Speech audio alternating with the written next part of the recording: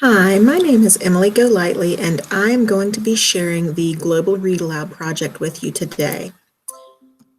So let's jump right into the presentation and get started.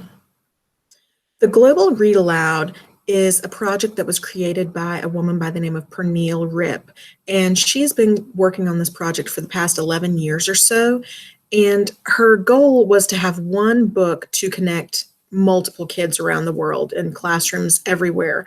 And so she developed this with a book in mind for elementary ages, middle grades, young adult. So there's something for everyone.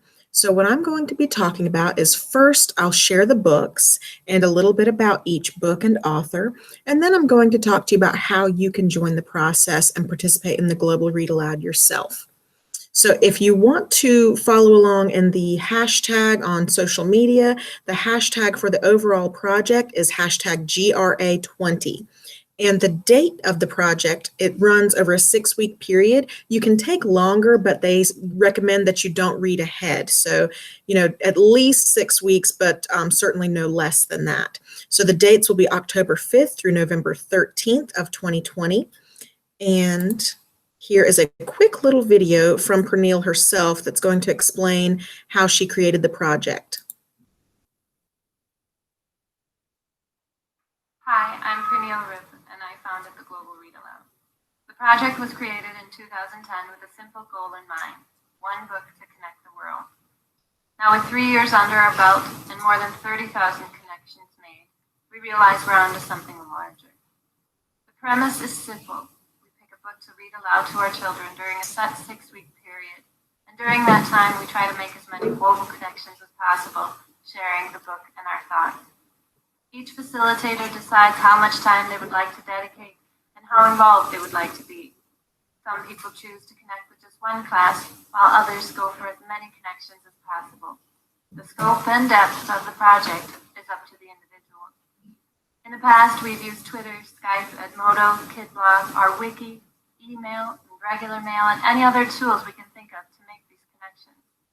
Teachers get a community of other educators to do a global project with, hopefully inspiring them to continue these connections throughout the year.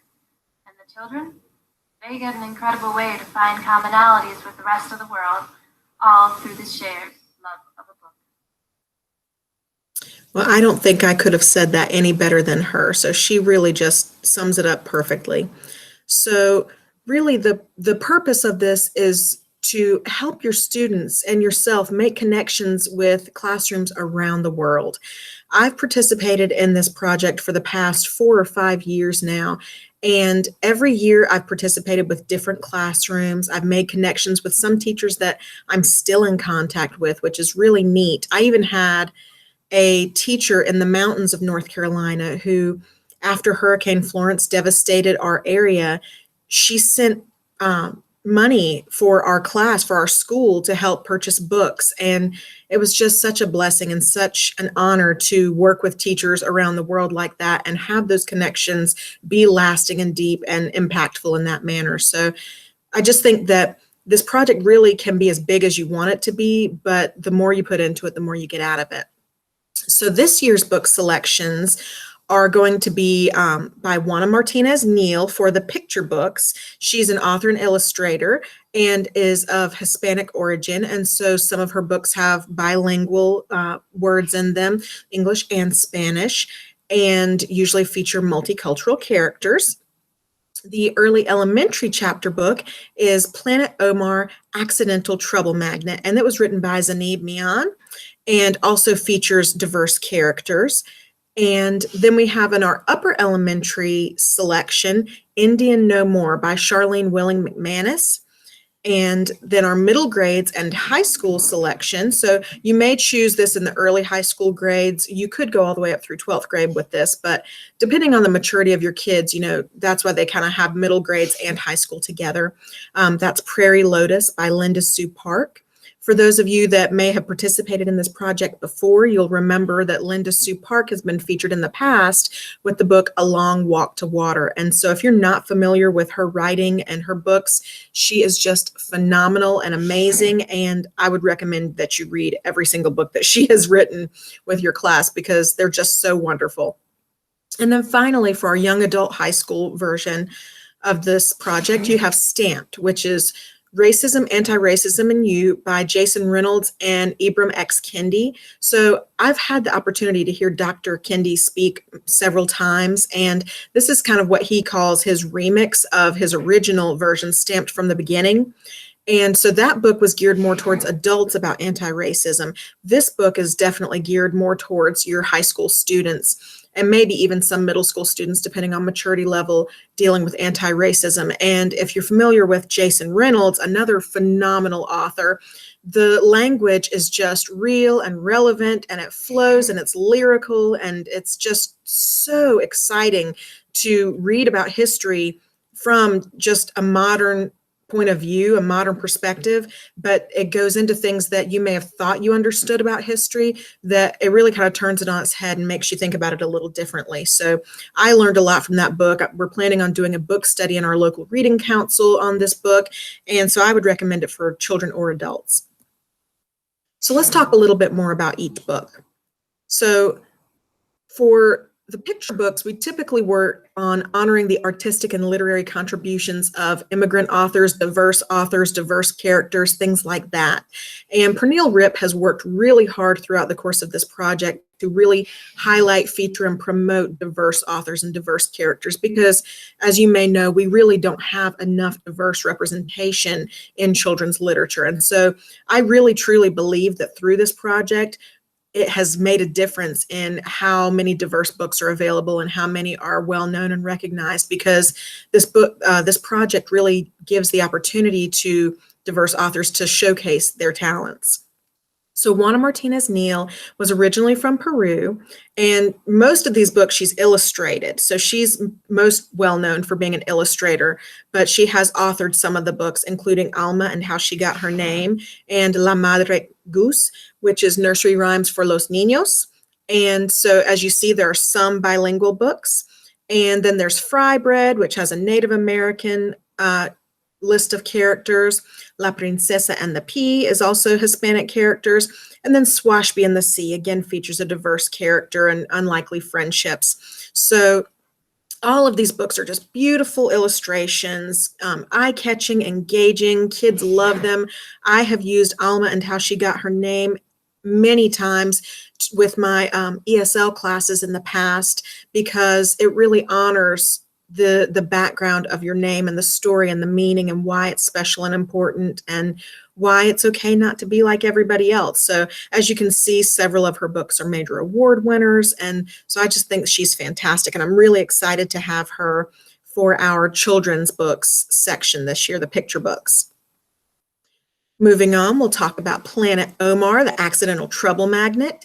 So Own Voices, if you're not familiar with that hashtag, is where authors of a particular background, nationality, ethnicity, etc., share a story with characters from that same background. And so they're telling a story with their own voice. You know, they're promoting diverse characters being told from diverse authors. And so I think that's a really important initiative right now. And so this is her debut as an author, and it is a series. So there are more of these books coming, and there's already several out. So if you enjoy this one with your class, then that's something to look forward to and hopefully get your kids hooked on another series. So I'm just going to share with you the Goodreads synopsis here. It says, "Welcome to the imaginative brain of Omar. Omar and his family have just moved, and he is not excited about starting at a new school. What if the work is too hard, or the kids are mean, or the teacher is a zombie alien?" So as you can see already, she's got a sense of humor. It's funny. He's a funny character, and it'll just draw the kids in. But when Omar makes a new best friend, things start looking up. That is until a big, mean bully named Daniel makes every day a nightmare. Daniel even tells Omar that all Muslims are going to be kicked out of the country. Could that possibly be true? And again, relevance, speaking to the fears and concerns that our own kids may be grappling with. And children who may not be of that ethnic background or religious background may not understand. This gives them some empathy and perspective of what other kids may be experiencing. So great story. Luckily, Omar's enormous imagination and goofy family help him get through life's ups and downs. Omar's funny, relatable narrative is the perfect answer to the call for both mirrors and windows to fill bookshelves with diverse stories. And if you're familiar with Rudine Sims Bishop, the concept of mirrors, windows, sliding glass doors, and how books can reflect your own experience, that books can help you see into the lives of others and understand them better, and that books really can help you develop empathy for characters that may not look or act like yourself. So I just love that this speaks to that. Books as windows, books as mirrors, books as sliding glass doors. The next selection is Indian No More. Regina Pettit's family has always been Umpqua, and living on the Grand Ronde Reservation is all 10-year-old Regina has ever known. Her biggest worry is that Sasquatch may actually exist out in the forest. But when the federal government signs a bill into law that says Regina's tribe no longer exists, Regina becomes Indian No More overnight, even though she was given a number by the Bureau of Indian Affairs that counted her as Indian, even though she lives with her tribe and practices tribal customs, and even though her ancestors were Indian for countless generations. With no good jobs available in Oregon, Regina's father signs the family up for the Indian Relocation Program and moves them to Los Angeles. Regina finds a whole new world in her neighborhood on 58th Place. She's never met kids of other races, and they've never met a real Indian. For the first time in her life, Regina comes face to face with the viciousness of racism, personally and toward her new friends. Meanwhile, her father believes that if he works hard, the family will be treated just like white Americans, but it's not that easy. It's 1957, during the Civil Rights era. The family struggles without their tribal community and land. At least Regina has her grandmother, Chich, and her stories. At least they're all together.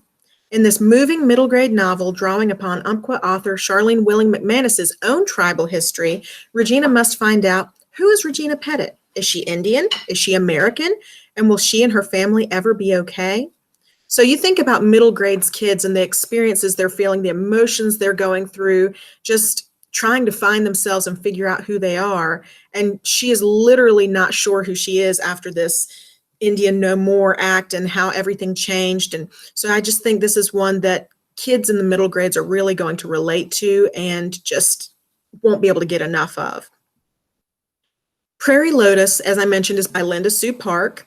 It's a book about a girl determined to fit in and realize her dreams, getting an education, becoming a dressmaker in her father's shop, and making at least one friend. Hannah, a half-Asian girl in a small town in America's heartland, lives in 1880. Hannah's adjustment to her new surroundings and the townspeople's prejudice against Asians is at the heart of the story. So you think about that time period and how she was probably treated based on her ethnicity and being not 100% of any one ethnicity, and how challenging that can even be for our kids today. I think that this is something that is still a really relevant topic, and to look at it from a historical perspective, I think that your kids are just going to love this. There's a lot of social studies tie-ins for this one, and so I just think that this is a fantastic piece and a great selection. Again, with the diverse characters, being able to represent all of the kids in our class, not just the Caucasian middle class kids that are typically represented in children's literature. And then finally, for our young adult selection, Stamp Racism, Antiracism, and You. As you see in the picture, to the left, you have Jason Reynolds, one of my favorite young adult authors. He gets kids. They love him. They adore him. And it's because his writing is so real and honest. And then you have Dr. Ibram X. Kendi, who he has overcome so many challenges to get to the point where he is today. He's survived cancer. And when I heard him speak, he spoke about that, saying that he wasn't sure about writing these books because he didn't know what people would think of him and what they would say and how they would be received. And then when he got that cancer diagnosis, he thought, you know what, who cares? What? It doesn't matter. I'm going to do this for me and for my daughter and my family. And it'll be how it'll be, but it'll be okay. And it's been more than okay if you followed his story at all. His books have blown up in the last few months, given the headlines and what's going on in our nation right now. And so I think now is a great time. There's no time like the present, given what we've been dealing with in the last few months, for us to really educate our students and ourselves and just try to reach a place of common understanding and empathy for one another as we strive to become anti-racists and educators, because that's no easy task. You probably have teachers down the hall from you that still say things that you think, oh, that probably could have been stated a different way, or maybe was a little racist, or maybe they thought it was a joke, but you didn't take it as a joke. These are the kinds of things that as anti-racist advocates, we deal with on a daily basis. And so this book just really is a wonderful choice for those that maybe are advocating now and not sure how to continue on that anti-racist path, or who maybe never thought of themselves as racist, but are curious as to how they can learn more and become anti-racists. So this book begins with the bold text at the top, and I just love this. It says, "This is not a history book. This is a book about the here and now, a book to help us better understand why we are where we are, a book about race."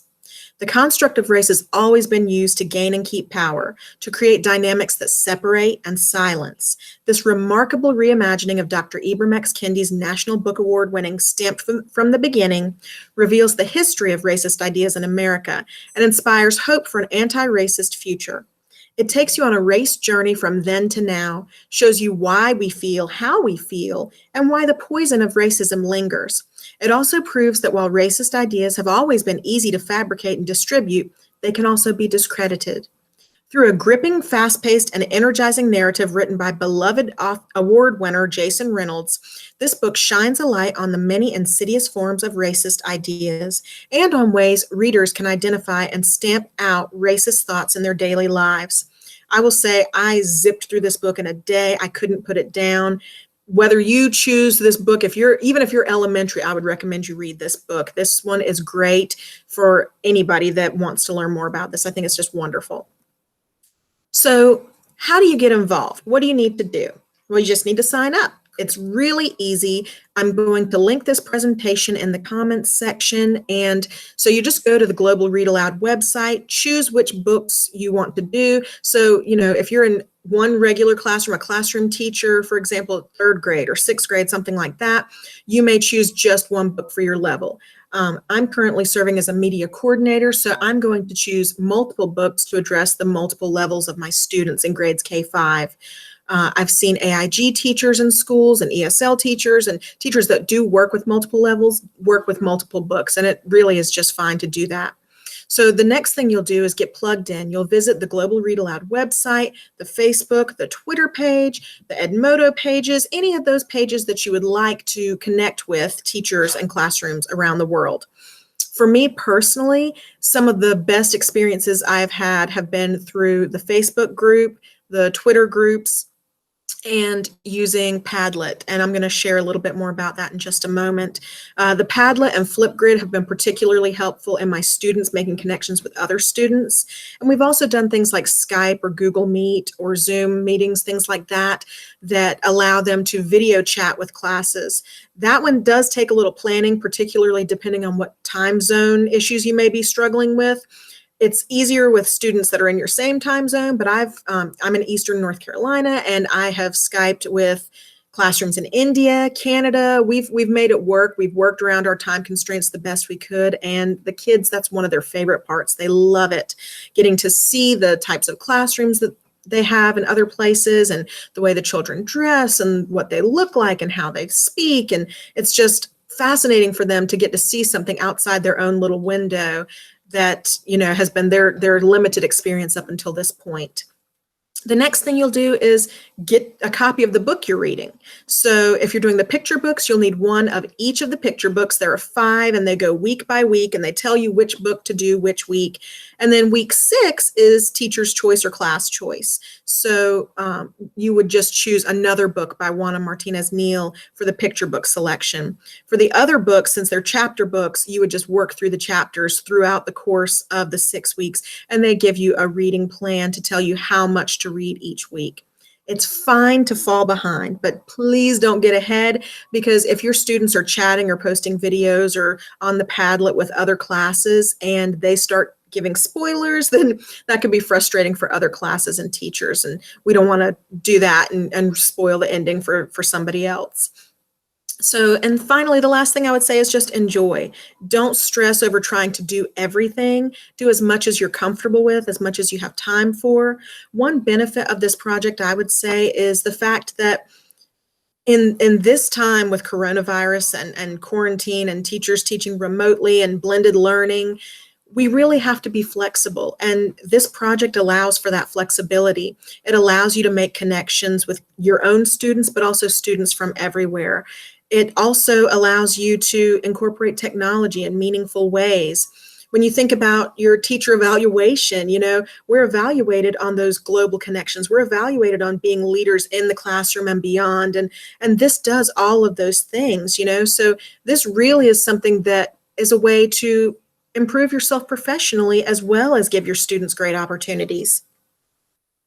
So how do I sign up? Well, if you click that orange link, it will take you to the sign up. As I said, I'm going to add this to the comments section so you will have access to this presentation and all of the linked documents and pages once I have linked it. So you just click there. It takes you to the Global Read Aloud sign up page. Just share a little bit of information and get started. It's really that easy. So another thing that I really like to do, as I mentioned, I really have enjoyed the Twitter collaboration. So I follow all of the authors and Pernille Ripp, the creator of the Global Read Aloud. Here are their Twitter @ symbols, so you can follow them and keep up with them. And the great thing about this is that the authors sometimes will post resources, sometimes they'll post videos, sometimes I've seen them post a little behind the scenes tour of their studios or writing areas. And so it's just really interesting to connect with the authors throughout this process. They're really excited to be featured and honored in this way. And so most authors on Twitter really do want that interaction or they wouldn't be there. And so this is a great way to make those connections and communicate, maybe even have your students write to them. So Twitter is a great jumping off point for that author communication. There's also Facebook groups, and so there's the main Global Read Aloud page, which is for all of the groups, and they just post more general topics. And then you can also get more specific by joining the picture book study or the early reader book or the upper elementary, the middle school, or the young adult. So all of these are going to have resources that teachers share. They have postcard exchanges. They do things like Padlets, Flipgrids, Edmodo, all sorts of things that you can contribute to and join. So like I said, again, it's as much as you want to participate, you're welcome to participate. I've shared Padlets and Flipgrids on there in the past and have again this year. And so that's a good way for people to join from everywhere without you having to try and search and find them. So if you really want to get plugged in with other teachers, this is a fantastic way to do it, is joining those Facebook groups, because that is where you'll see a lot of people sharing spreadsheets. I know there are groups that try to get postcards from all 50 states with classes that are participating. So there are just tons of ideas on these pages that will help get you started. So it's a great point of for you to begin. Some other teacher resources. That first link is digital tools and resources. And then there's also an editable parent letter that shares information about the Global Read Aloud. So all you do is change the information and make it personal to you, but it's got all of the general info when you're sharing with families and want them to get started and understand a little bit more about the project. It gives them information about that. And for additional information, you can visit the site where it says click here, or you can email Pernille Ripp, and that is her email address there at the bottom. As I mentioned, my picture books Padlet is another thing that is available. And so if you scan this QR code or visit my website, you can go to bit.ly/GolightlyReads, and then you just click on the Global Read Aloud link, and there are tons of resources there, many that are included in this presentation.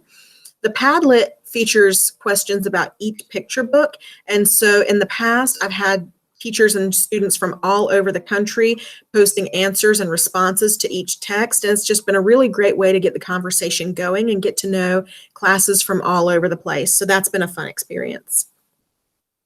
Here are just a few resources that I shared throughout the presentation from mostly from Pernille's website, the Global Read Aloud, and then also a little bit about the mirrors, windows, and sliding glass doors concept that we discussed when talking about some of the diverse books. So if you have questions, I'm happy for you to reach out to me. My email is emily.golightly@carteretk12.org. And I'm happy to answer questions, to partner with you on creating resources or finding resources. And one of the things that I would just stress is the importance of the read aloud itself. I know some families and some teachers encourage the students to have their own copies of the books. They say, I don't want them just sitting there while I read to them. But I would push back on that a little bit and say, I encourage you to get out of that comfort zone a little and encourage your kids to listen. Listening is a lost skill. Kids really struggle with stamina and attention and listening skills in general nowadays because everything is so fast paced and digital, and they're connected to devices all the time. And especially now with this digital teaching and learning, they're so in devices that I think it's great for them to slow down and just listen, just embrace and absorb the story and really immerse themselves in that world. And for just a few minutes, just get to relax and be and enjoy. Kids don't get to do that enough. And I don't think we as educators have the opportunity to read to them enough. And so, some of my most impactful memories when I was a kid were my middle school and high school teachers that read to me. I thought, oh, we're too big to be read to. And I will never forget my 7th grade ELA teacher. And he would sit after lunch every single day and read to us. And it was my favorite part of the whole day. I loved him and adored it. And it was just a wonderful experience. And our kids deserve that experience too. So you may want to get them their own copies because it's a good opportunity for them to enjoy a great book on their own once you finish the project. But I challenge you to make this truly a read aloud experience first and then give them the book afterwards. I've talked to people from other local reading councils around our state, and one of the things that some of them do is write grants to provide the books to the children in their classrooms. I think the most challenging one would be for the picture books because there's 6 books for each kid in that event. So it may be that you just choose one of the picture books to focus on and give them a copy if you wanted to give them a copy. But like I said, you don't have to give the students a copy of the book. You can just make it a read aloud because really that's at the heart of this project. And that was the intention all along, was for it to be a read aloud, not a read along. So that's my encouragement to you. And finally, I will just share one piece of information that you may have heard, you may not have heard, but Pernille Ripp has said that this will be the last year that the Global Read Aloud will exist. So my encouragement to you is to make this the best year ever, to add as much to it as you can and incorporate as many of these activities as you can. It's only 6 weeks. The 6 weeks really do fly by. And I find that I incorporated it into everything I did. We just had so many things that were tied into our Global Read Aloud project. You can incorporate science and social studies, and you could even incorporate math when you're looking at the distance from one place to another with the classrooms that you've connected with. There's just tons of ways that you can incorporate this into your daily instruction. And I think that the more you do with it, the more you'll enjoy it.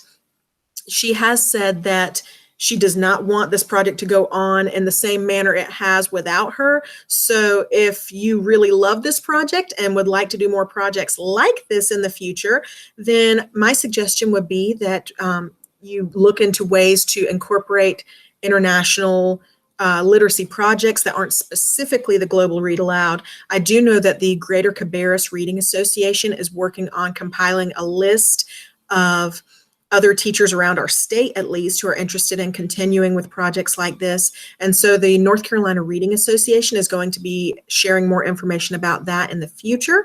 So that's something exciting to look forward to. And I hope that I'll see some of you guys out there with that project, because I have loved this experience so much in the time that I've been a part of it. I think it's meaningful for kids. I think it fosters a love of reading.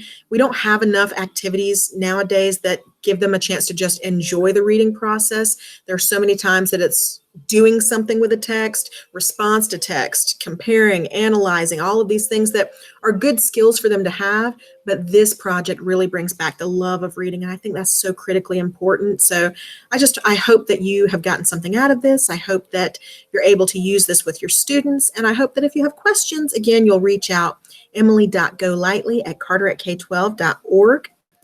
And just really quickly, I'm going to show you what my website looks like if you go back and decide to explore some of these resources further.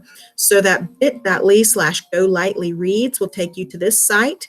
Under more, you would click and go down to the Global Read Aloud. And then you'll see it gives an explanation, links to visit her website, links to this presentation, a link to my Padlet that is embedded, and you see that there are each book has its own column in the Padlet, and so you would just answer the question. For example, for Alma and how she got her name, it says, what do you know about your name? What makes your name special? Is it a family name? Do you like your name? Why or why not? All you have to do is click add a comment, and you can type in or add picture comments, add video comments. Padlet is really user-friendly. If you want to add more questions as a teacher, you can click the plus and add more questions as well that others can respond to. And so, like I said, there's a column for each book throughout the week. And I've chosen for week 6, Lely and the Different Elephant. And so that is going to be my student choice for that week. But each one you just scroll through and you can get more information for each book each week.